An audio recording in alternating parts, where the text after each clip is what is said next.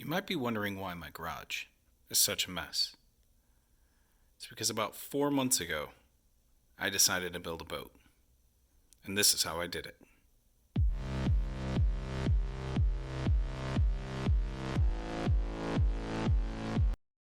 So back in April, I decided to build a boat.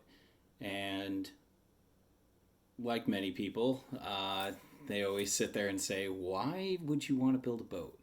Well, to be honest with you, I thought to myself, if I can build a boat, I think that would add to my repertoire of woodworking skills, as well as learn, how to build something out of nothing. I decided that it was a great idea. I looked at the price, looked at the materials. Everything seemed to be good. So I decided one day, while my poor wife was out of town, I was going to build it.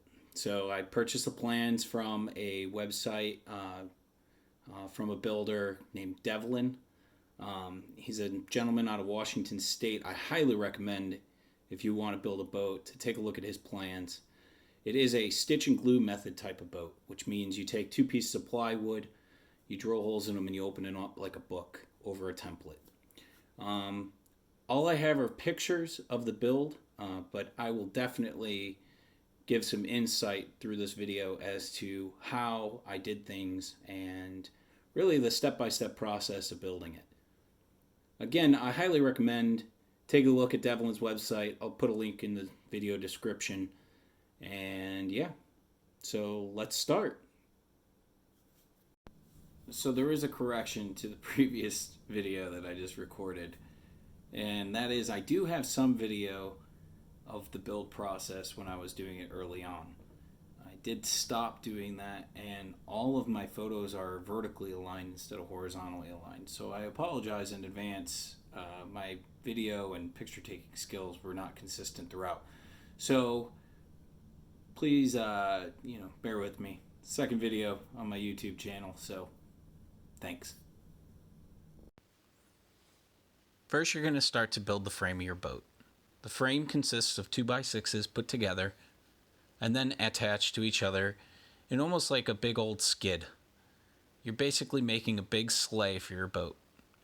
The frame actually is used to make sure that the boat is complete, true, and square.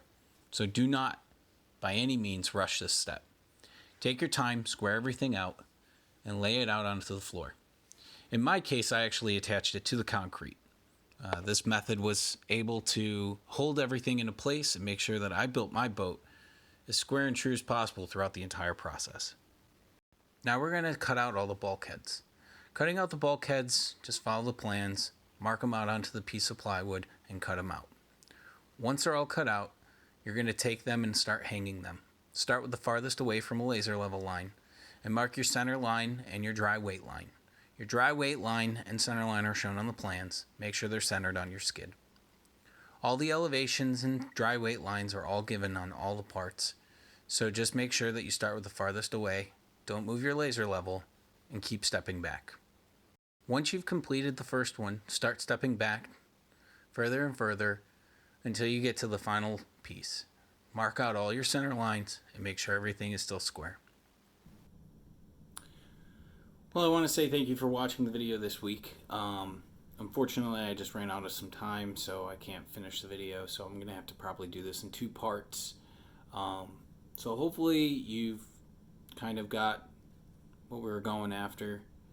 The video is more of a quick how-to, or how I did it at least. I do recommend you going to Devlin and even search his YouTube videos. He does have some videos on there that show a little bit more in depth of what building a boat. He does it on a smaller type of skiff type boat that really only uses a small amount of plywood.